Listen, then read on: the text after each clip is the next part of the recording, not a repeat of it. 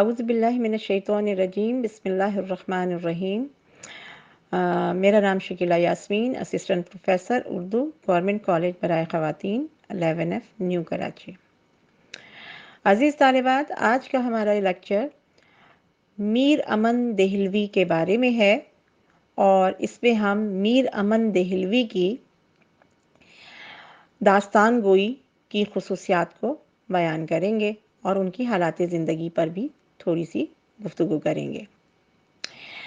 یہ جو ٹاپک ہے ہمارا میر امن اور ان کی باغ و بہار، میر امن کی داستان نگاری کی خصوصیات جو ہیں، یہ ہے، اس سے مستفید ہو سکتے ہیں فرسٹ ایئر اردو اختیاری کے طالبات اور BA پارٹ 1 اردو اختیاری کی طالبات اور BA فائنل اردو لازمی کی طالبات۔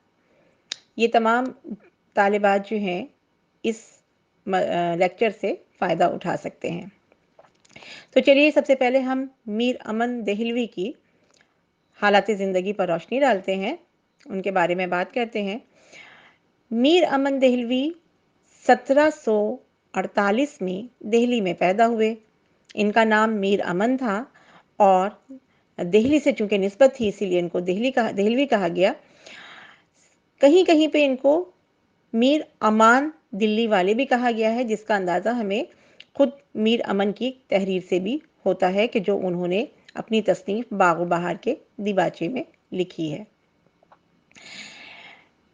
میر امن کا خاندان جو تھا وہ مغل بادشاہ ہمایوں کے زمانے میں جو ہے ہجرت کر کے دہلی آیا تھا، ہندوستان آیا تھا، اور یہیں جو ہے انہوں نے دربار سے ان کی وابستگی رہی، اور ان کا خاندان جو ہے مغلیہ سلطنت میں مستقل جو ہے اچھے منصب پر رہا۔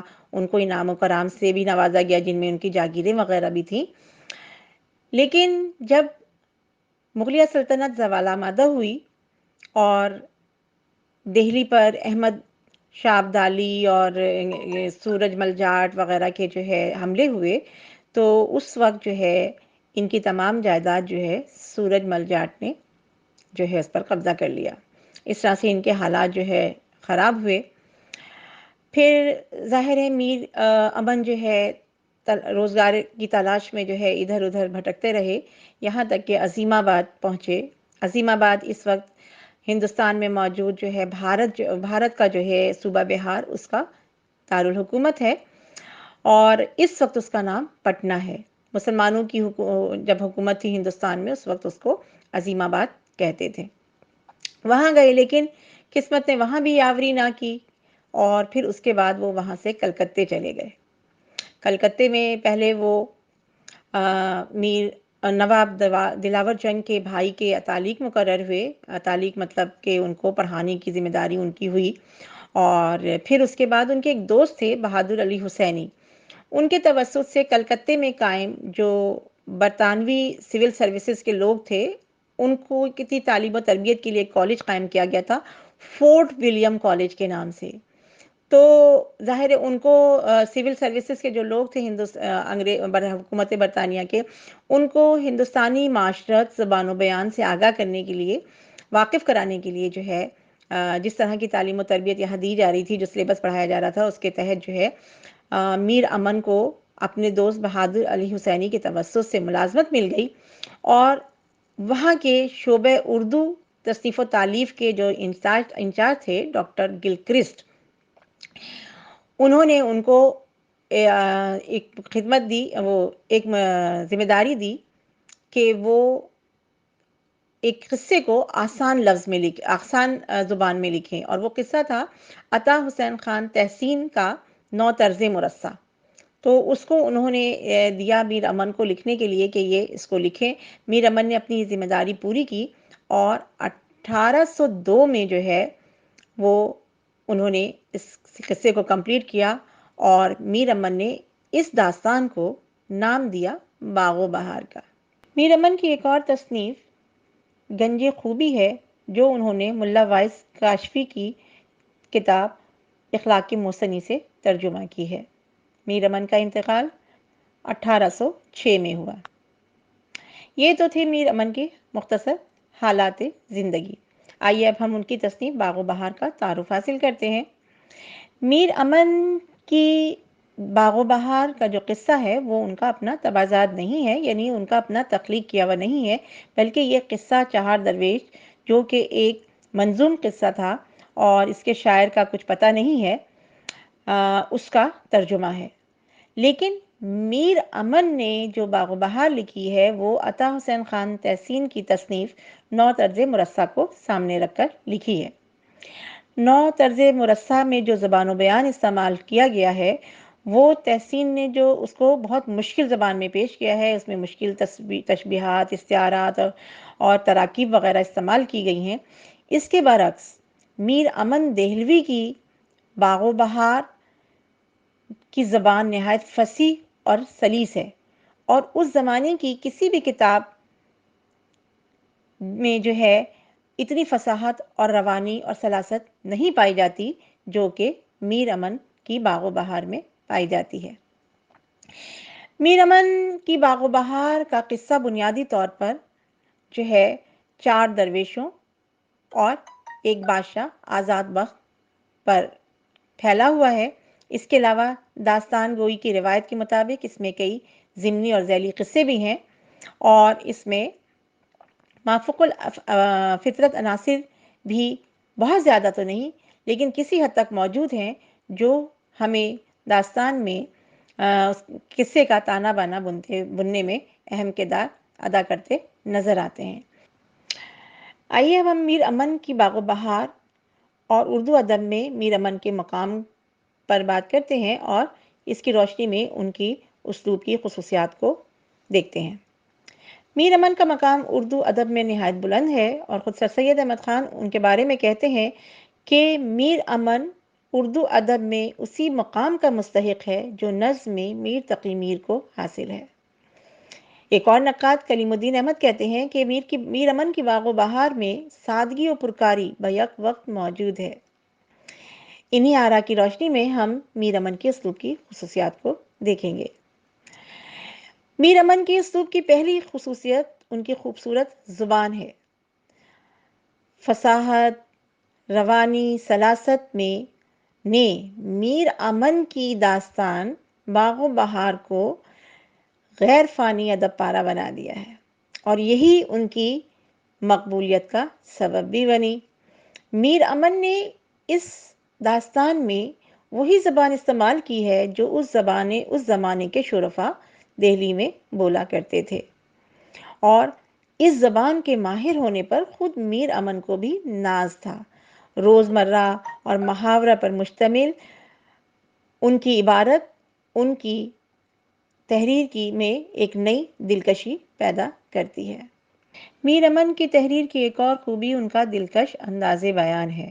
ان کا انداز بیان نہایت دلکش اور دلچسپ ہے اور جو رقم کرتے ہیں ایسا لگتا ہے کہ وہ ہماری نگاہوں کے آگے پھر گیا ہو۔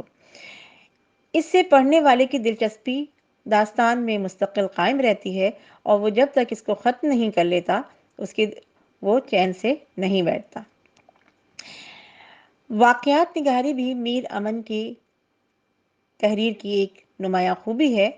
میر امن کی داستان میں ہمیں واقعات نگاری کے بڑے حسین اور دلچسپ نمونے ملتے ہیں اور میر امن جزیات کی مدد سے اس میں ایسا رنگ بھرتے ہیں ان واقعات میں کہ ایسا لگتا ہے کہ وہ واقعات ہماری آنکھوں کے سامنے رونما ہو رہے ہیں۔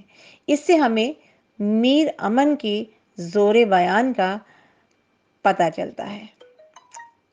قدرت زبان و بیان۔ میر امن کی باغ و بہار کو پڑھ کر یہ اندازہ ہوتا ہے کہ میر امن کو زبان و بیان پر پوری قدرت حاصل ہے۔ ہر موقع اور محل کے مطابق الفاظ کے استعمال پر انہیں دسترس حاصل ہے۔ محاورات اور روزمرہ کے مناسب اور برجستہ استعمال سے ظاہر ہوتا ہے کہ میر امن کو دہلی کی ٹکسالی زبان پر عبور حاصل تھا اور اس پر وہ فخر کیا کرتے تھے اور داستان کو پڑھ کر اندازہ ہوتا ہے کہ ان کا یہ فخر بے جا بھی نہیں تھا۔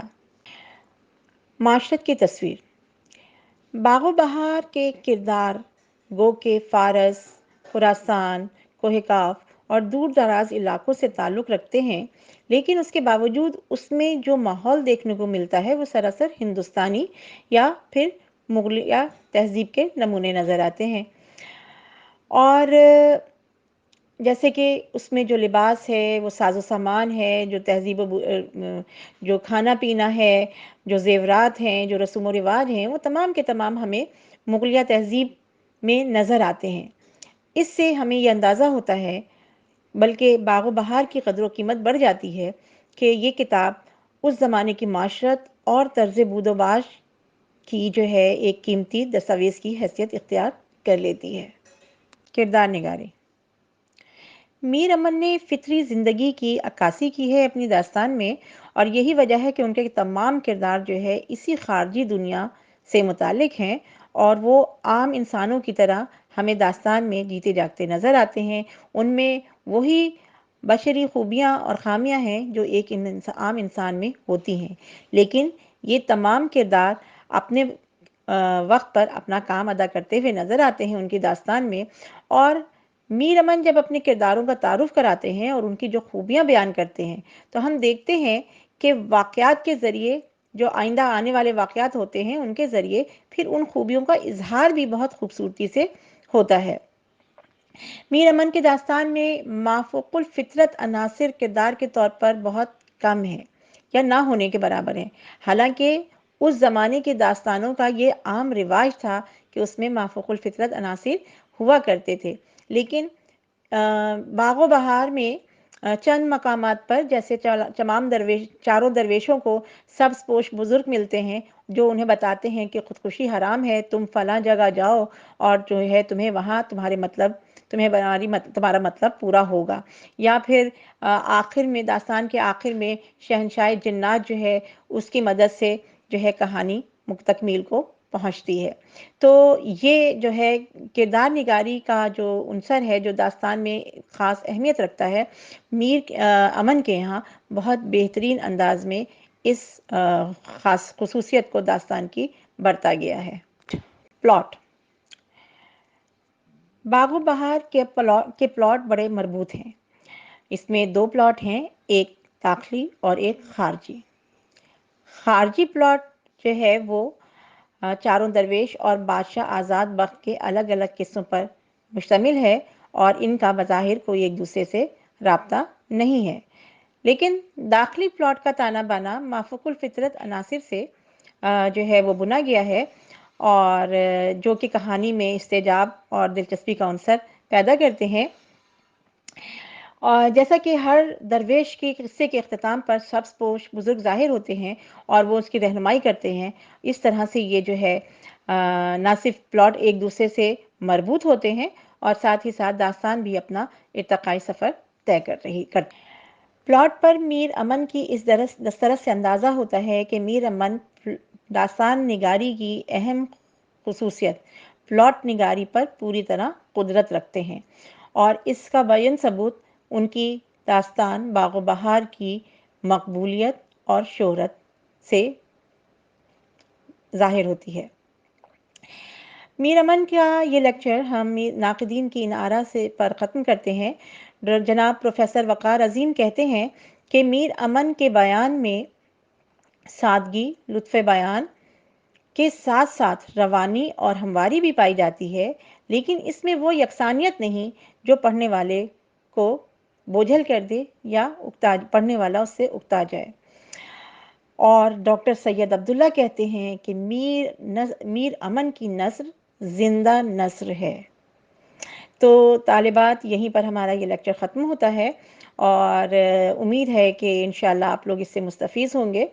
اور اختتام پر کہتی چلوں کہ آپ ہمارے اس چینل کو لائک بھی کیجئے، سبسکرائب بھی کیجئے اور کمنٹس بھی دیجئے۔